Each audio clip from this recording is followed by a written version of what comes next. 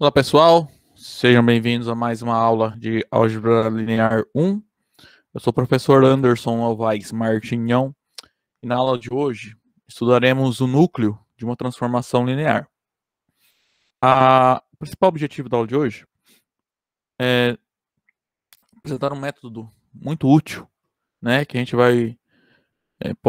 pode usar para determinar quando que uma transformação linear ela é injetora, tá? Então, basicamente, a gente vai obter uma caracterização para as transformações lineares injetoras, tá? Então, vamos começar relembrando aí alguns conceitos já vistos aí durante o curso que nós utilizaremos durante a aula.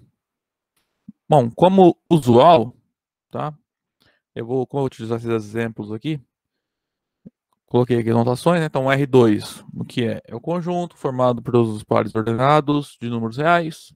R3, também como usual, é o conjunto formado pelas triplas ordenadas de números reais, né? M2R é o quê? É o conjunto das matrizes de ordem 2 com entradas reais, né? Matrizes quadradas de ordem 2. E P2R é o conjunto formado por todos os polinômios de grau 2 com coeficientes reais, né? Ou seja, todos os polinômios da forma ax quadrado mais bx mais c, em que ABC são números reais quaisquer.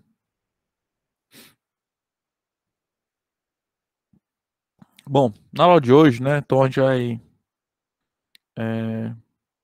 trabalhar ali com as funções injetoras, nas transformações lineares injetoras. Então vamos relembrar, né, que é uma função injetora, que é a inversa, né, a imagem inversa de um conjunto para uma função, que é a transformação linear, né. Então antes de começar propriamente a aula, né, os conceitos novos, vamos relembrar aí alguns conceitos, né. Bom, provavelmente que nós damos lá num curso de Fundamentos da Matemática, né, que é o seguinte: suponha que você tem f de x e y, né, uma função qualquer. Tá? Então, x e y são dois conjuntos arbitrários e f é uma função com domínio x e contra domínio y. Seja B um subconjunto do contradomínio. Tá? Então, a imagem inversa desse conjunto pela função f é o conjunto que denotaremos assim. E ele é formado por todos os elementos do domínio, tais que o f de x está em B.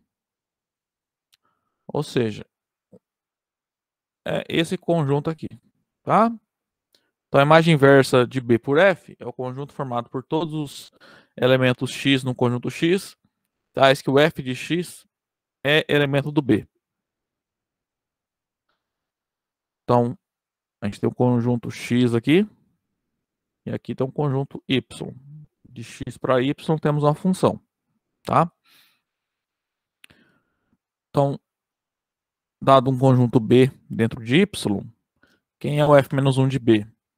É o conjunto formado por todos os pontos aqui de X, tais que quando eu calculo F, cai dentro do B. Esses conjuntos esses pontos do conjunto X satisfazem essa propriedade, a gente vai chamar de imagem inversa de B pela F. Tá? Note que é válido segundo de equivalência, né? Um elemento do domínio, né? Um x em x, no conjunto X. Ele está na imagem inversa do conjunto B pela F, C somente C, quando você calcula F nesse X, ele está em B. Tá?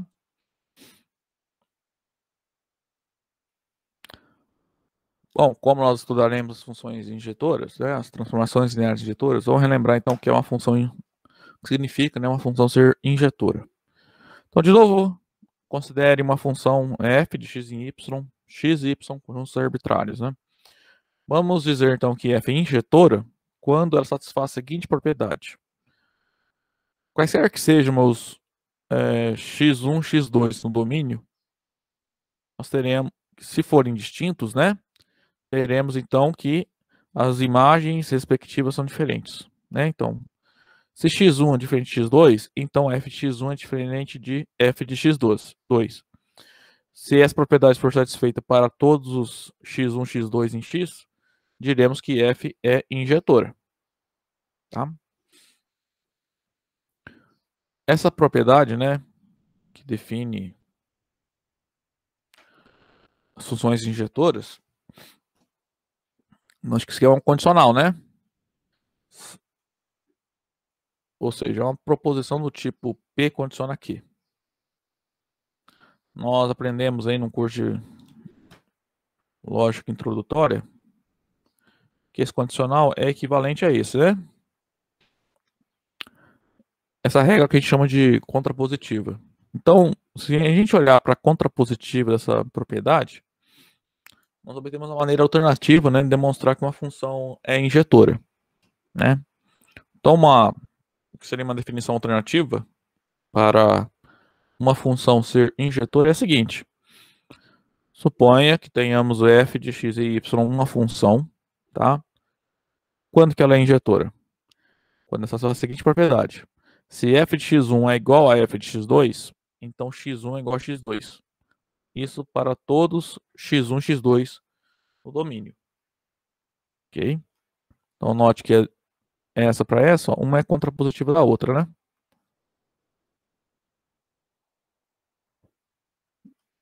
Então, dessa para obter essa, nós negamos a tese, negamos o quê, né? E negamos a proposição P aqui, o que seria isso aqui. Bom, então agora para encerrar essa primeira parte da nossa aula, né, essa revisão, vamos lembrar o que é uma transformação linear, né? Então, como usual, sempre que a gente dizer que eu tenho uma transformação linear T de U em V, vamos assumir que U e V são espaços vetoriais, tá? Sobre o conjunto dos números reais. Para não ficar, eu não vou ficar toda hora escrevendo sejam U e V dois espaços vetoriais e T de U V uma transformação linear, tá? Então, sempre que a gente tem uma transformação linear, fica subentendido que U e V são espaços vetoriais. Então, quando que uma função definida entre dois espaços vetoriais é uma transformação linear? Quando ela satisfaz essa propriedade aqui, ó.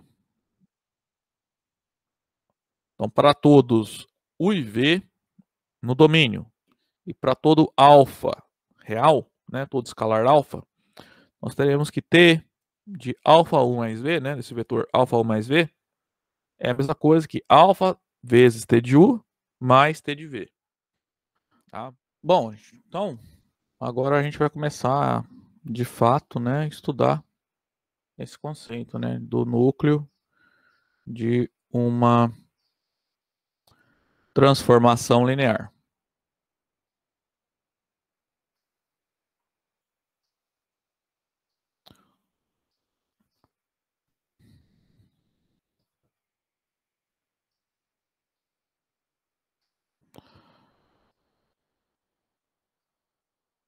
Então, começamos com a definição.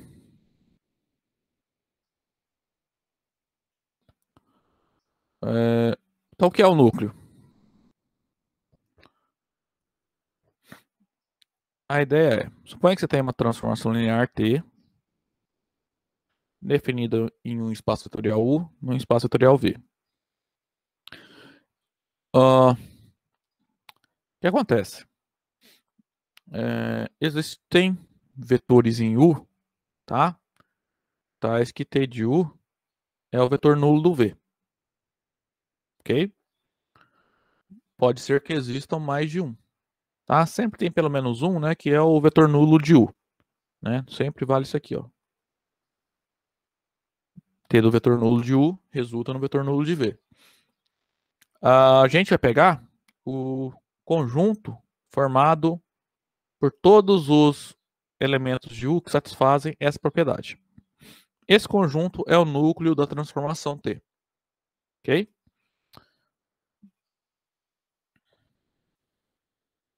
Então, vamos lá. Escrever isso que eu acabei de explicar. Então, seja T de U em V uma transformação linear.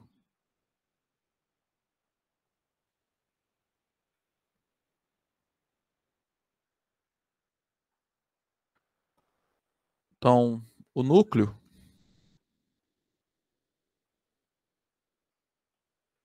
de T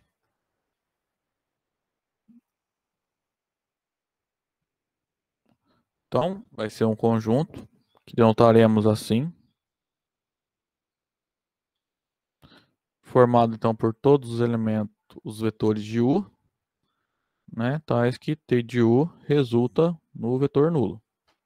Ok? Alguns livros, tá? Pode usar notação em vez de nuc T, quer T, tá?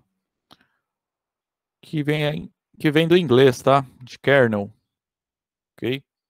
Então, quando vocês talvez pegarem algum livro aí que apareça essa notação, quer de T, é esse conjunto, tá? É o núcleo da nossa transformação linear, ok?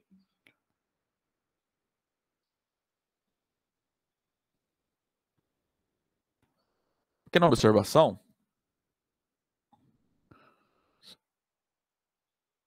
o que a gente acabou de definir é algo que nós já vimos, né? Que é simplesmente o núcleo da transformação é a imagem inversa de um certo conjunto do V aqui. Então, ó, nós temos então aqui, vamos calcular a imagem inversa desse conjunto, que talvez você tenha visto de outra maneira, como T a menos 1 de um elemento, né?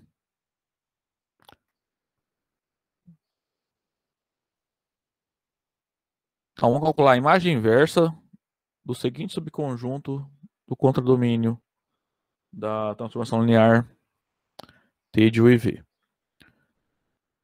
Tá? O conjunto contém só o vetor nulo de V. Então, por definição, né, que a gente viu hoje lá na revisão, esse conjunto está formado o quê? Por todos os elementos do domínio, né, então todos os vetores em U, tais que T de U pertence a esse conjunto.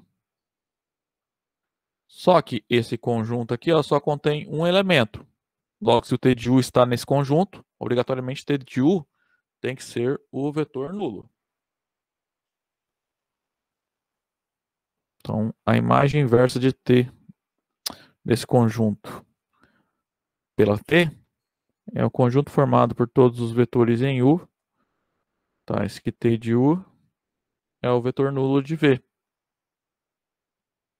Mas essa propriedade aqui, né, esse conjunto é justamente o núcleo da nossa transformação linear T, tá?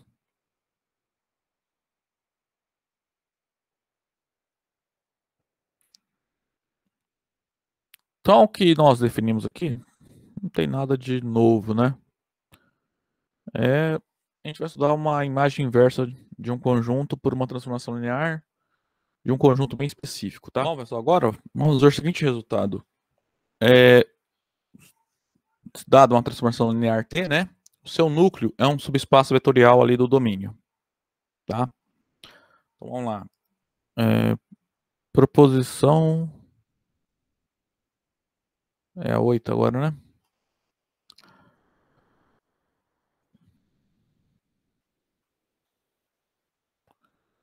Então, seja T de 1 em V uma transformação linear. Então, o núcleo de T é um subespaço vetorial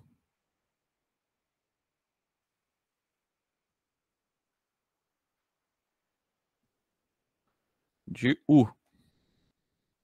Ok? Vamos lá.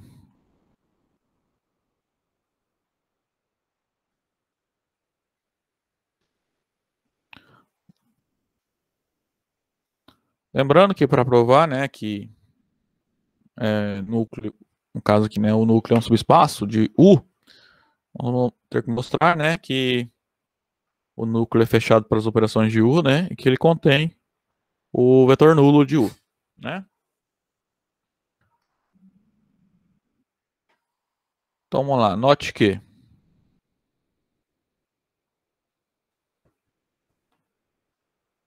como eu já comentei lá em cima, né? O vetor nulo sempre está no núcleo de U. Por quê? Olha só essa soma aqui.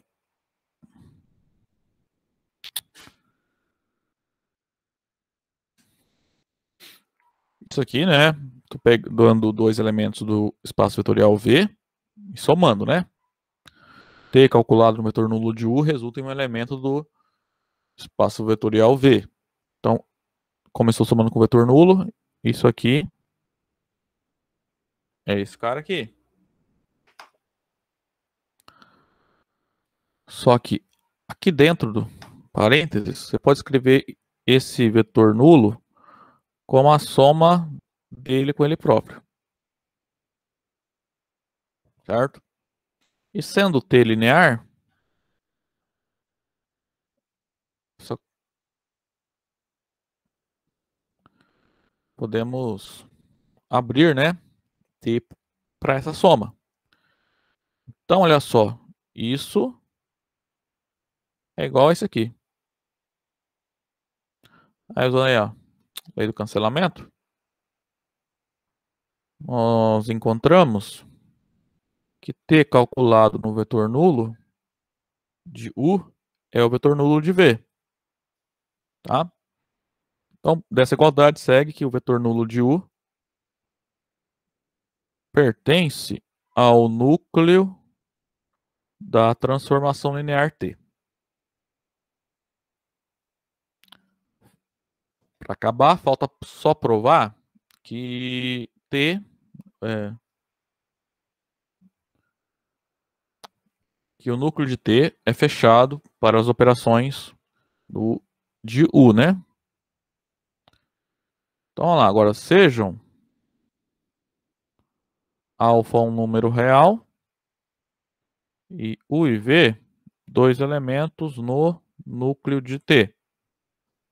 Então, a gente tem que provar o seguinte, que alfa U mais V está no núcleo de T.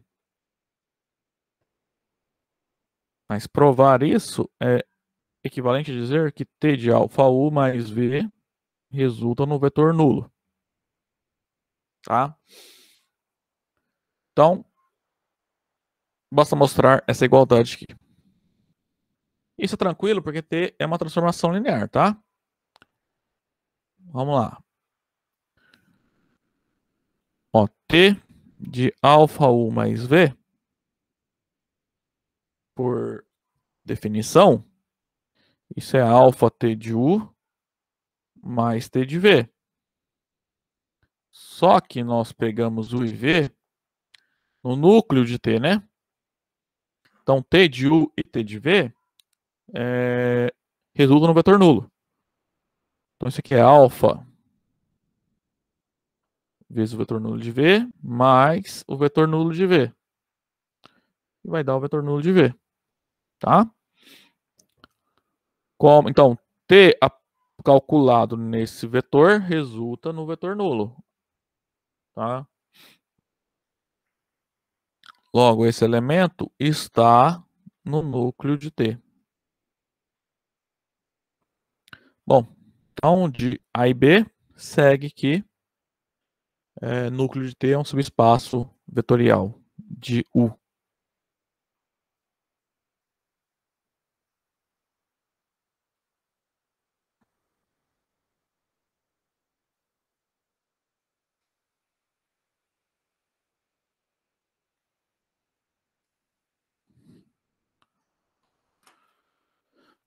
Agora vamos resolver aí dois exemplos para calcular, né, núcleos de transformações lineares, tá?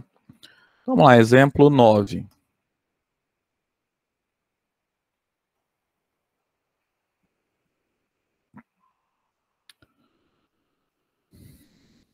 Primeira transformação linear que a gente vai considerar é a seguinte.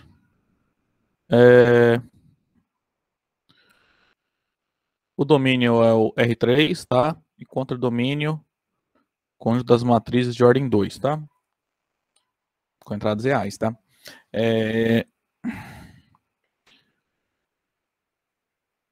E ela é dada da seguinte forma.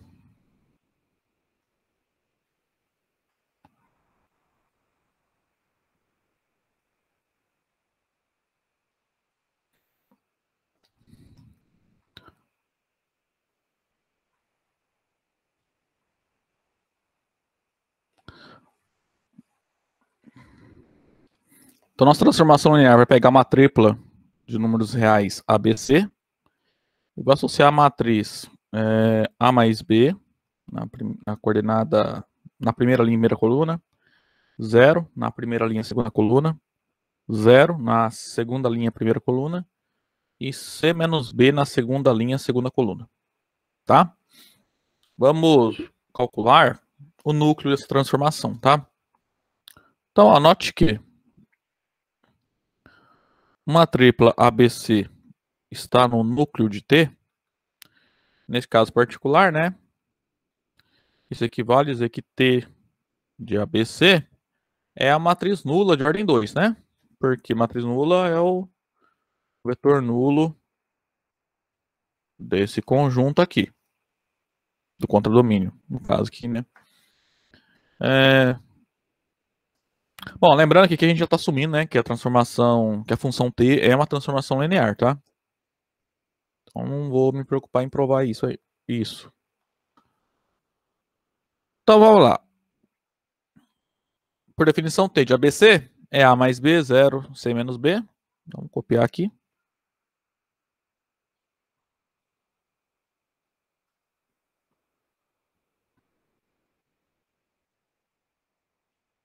Isso é.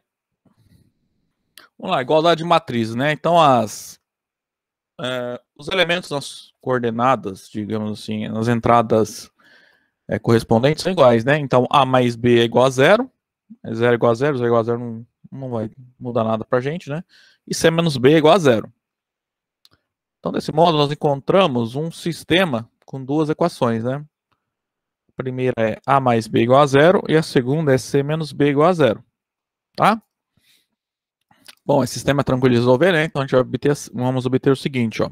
Da primeira equação, A mais B igual a 0, né? Isso implica, bom, esse equivalente, né? A dizer que o A é menos B. E da segunda equação,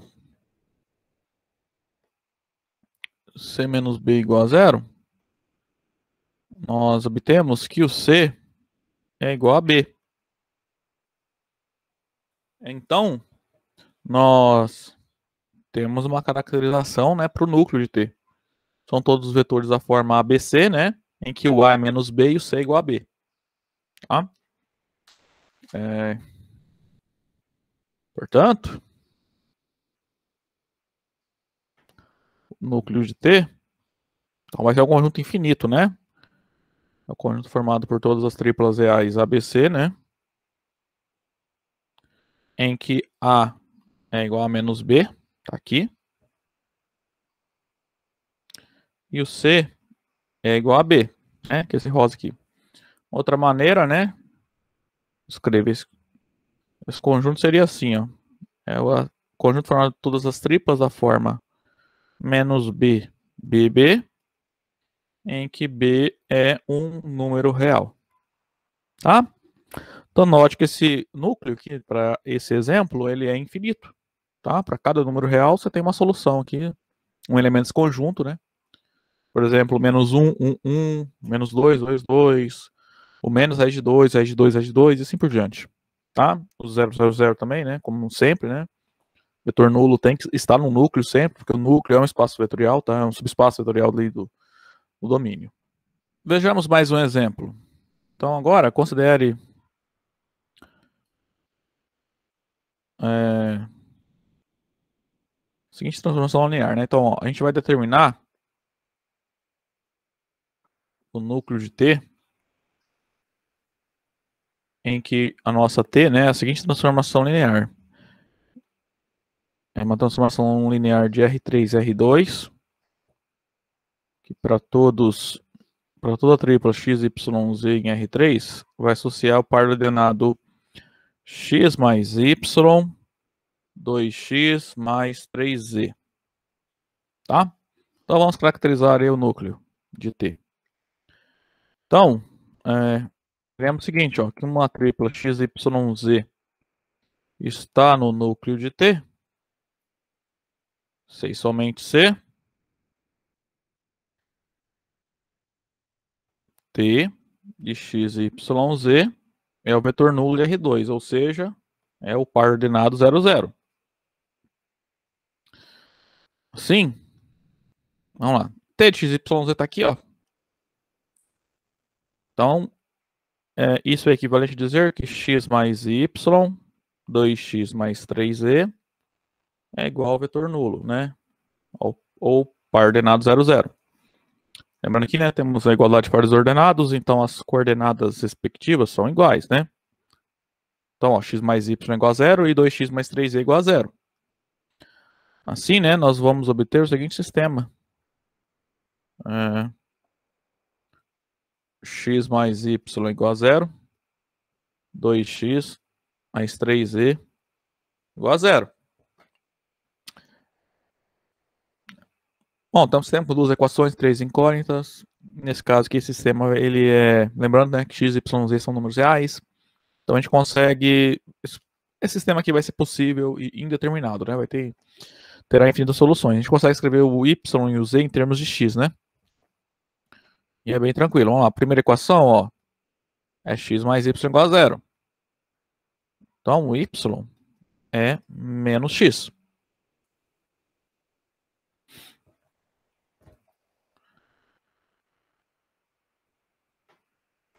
Agora, a segunda equação, 2x mais 3z é igual a 0. Isso é equivalente a dizer que 3z, né, vamos isolar o z, é menos 2x, aí divide por 3, né, ambos os membros aí da igualdade.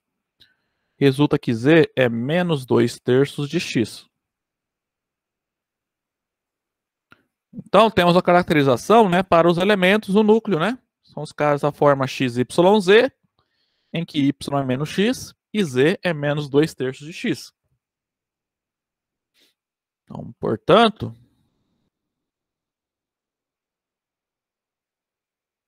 o núcleo de T é formado por todas as triplas x, y, z em R3, em que y é menos x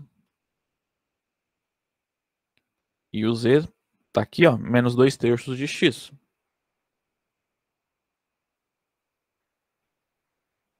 Que eu posso reescrever de maneira simplificada, como sendo as cônjugas triplas x, o y é menos x, o z é menos 2/3 de x, né? Em que x é um número real. Bom, pessoal, agora a gente vai provar o resultado principal da aula de hoje. Tá? Então, vamos lá, teorema 10.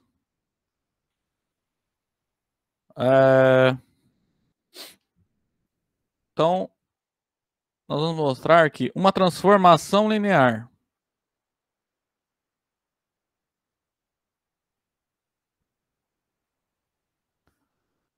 T, ela é injetora C e somente C. Tá? Então, a gente está caracterizando as transformações lineares injetoras e as que não são injetoras também, né? O seu núcleo, ele é trivial, ou seja, ele só vai ter o vetor nulo de U. Ok? Vamos lá, então. Vamos provar esse teorema.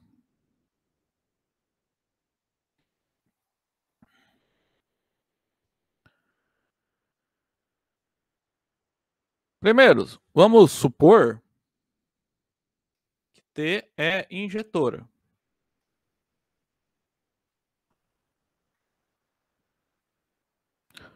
Então, temos o seguinte, né? Se U está no núcleo de T, isso implica, né, por definição de núcleo, que T de U é o vetor nulo, certo? Vou chamar isso aqui de 1. Tá? Essa igualdade aqui, ó. que acontece? Núcleo de T, como nós vimos, é um subespaço vetorial, né, de U. Portanto, o vetor nulo, né, de U está no núcleo também. Então, agora, como núcleo de T é um subespaço vetorial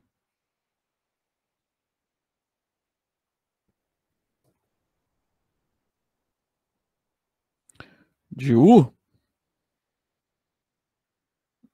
se é subespaço, o vetor nulo está dentro dele, né? Então, o vetor nulo do U está no núcleo de T. Isso significa, né, que T do vetor nulo de U resulta no vetor nulo de V. Vou chamar essa igualdade de 2. Só que olha só, se você comparar 1 e 2, nós temos que U e o vetor nulo têm a mesma imagem. Agora, pela hipótese, T é injetora. Então podemos concluir que T de U, que U é igual ao vetor nulo, tá? Então, como T é injetora de 1 e 2, segue que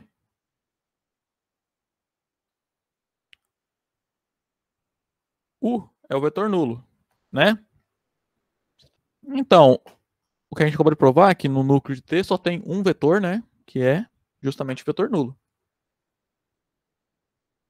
Portanto,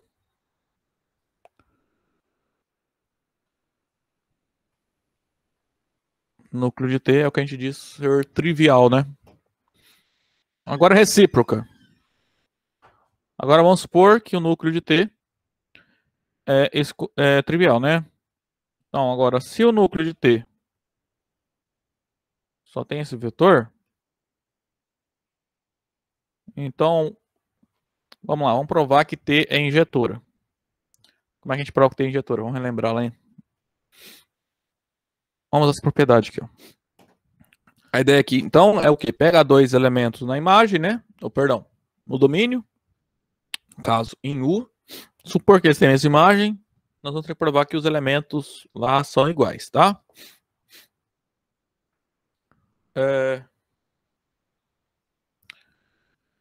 Então, se eu tenho dois elementos em U, digamos U e V, e T de U é igual a T de V,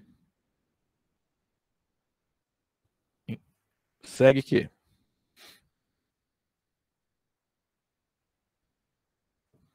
então basta mostrar que U e V são iguais, tá?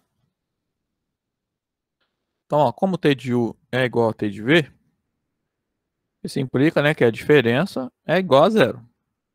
Zero não, né? É o vetor nulo do V. Se eu tenho uma transformação linear, T de U menos T de V é T de U menos V.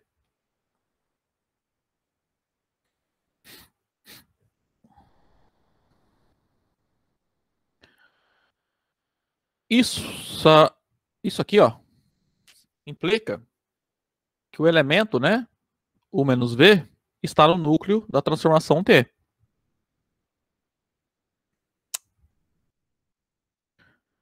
Pertence então ao núcleo de T. Só que o núcleo de T só tem esse elemento.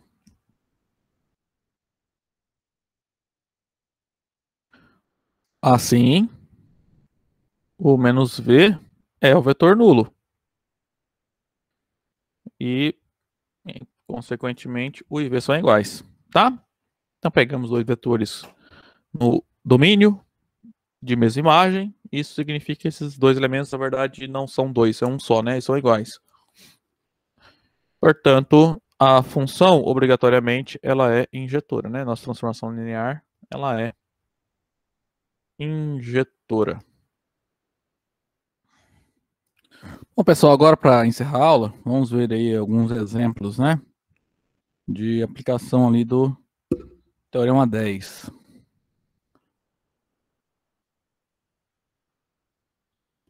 Bom, se voltarmos lá no exemplo, nos exemplos 9, né? Para essa transformação linear, a gente provou que o núcleo é esse conjunto. Então, o núcleo tem vetores diferentes do vetor nulo, né? Do R3. Por exemplo, menos 1, 1, 1. Né? Então, o núcleo não é trivial. Então, pelo último teorema, né, que a gente demonstrou, essa transformação linear não é injetora. Também, essa transformação linear não é injetora, porque a gente viu que o núcleo é formado por todos os vetores desse tipo. Por exemplo, o vetor 1 menos 1 menos 2 terços está no núcleo, e consequentemente, né, o núcleo tem vetores não nulos nele, né? Assim, pelo teorema 10, né, esse aqui, essa transformação linear também não é injetora, tá?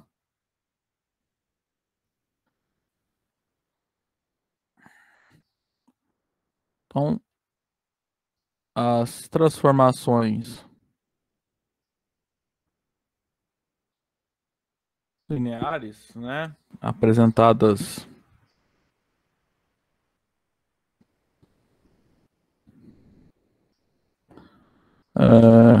nos exemplos 9A e 9B não são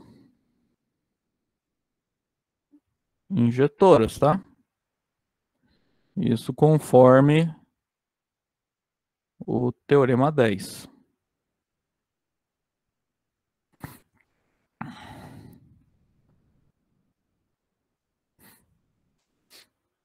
Agora vamos pegar uma transformação que é injetora. Agora, a transformação linear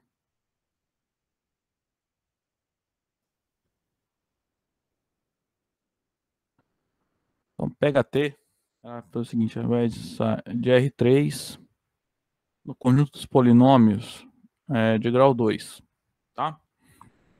Então a transformação pega uma tripla ABC e associa ax quadrado mais bx mais c, tá? Então essa transformação linear ela é injetora. Vamos provar isso.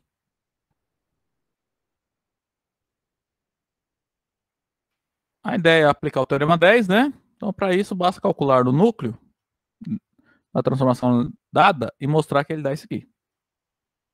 Vamos lá então. Então temos que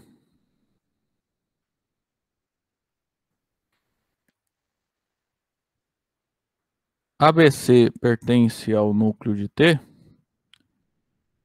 C e somente C, T de ABC, né? É o vetor nulo desse espaço vetorial aqui, né? O vetor nulo do espaço dos polinômios, né, de grau 2 é o polinômio nulo, né? Que só tem o zero. Esse polinômio aqui. Mas T de ABC é ax quadrado mais bx mais c igual a zero. Tá, lembrando aqui que eu tô P2R, né? Polinômios de grau 2 com coeficientes reais e determinado é x, tá? Falta comentar aqui em cima. Então, temos aqui a igualdade de polinômios. Aí lembrando que dois polinômios são iguais, né? Se os respectivos coeficientes são iguais. Aí como o vetor nulo pode ser escrito assim, ó. O que acontece? O A é zero, o B é zero e o C também é zero, né? Então, isso é equivalente, então, a dizer que A é igual a B igual a C igual a zero. Ou equivalentemente, né? ABC só tem uma possibilidade, né? Que é o vetor nulo da R3. Portanto, o núcleo dessa transformação só tem um elemento que é o vetor nulo, né? Essa tripla aqui. E assim, do teorema 10, né? Que é o teorema que nós provamos anteriormente, vem que a transformação linear T, ela é injetora. Certo? Bom, pessoal, a aula de hoje ficando por aqui. Na próxima aula, a gente vai continuar aí estudando algumas relações do núcleo, tá? Nós vamos relacionar o núcleo com a imagem da transformação linear. E a ideia é chegar no famoso teorema do núcleo da imagem, tá? Aí na próxima aula a gente vê isso. Bom, até lá então.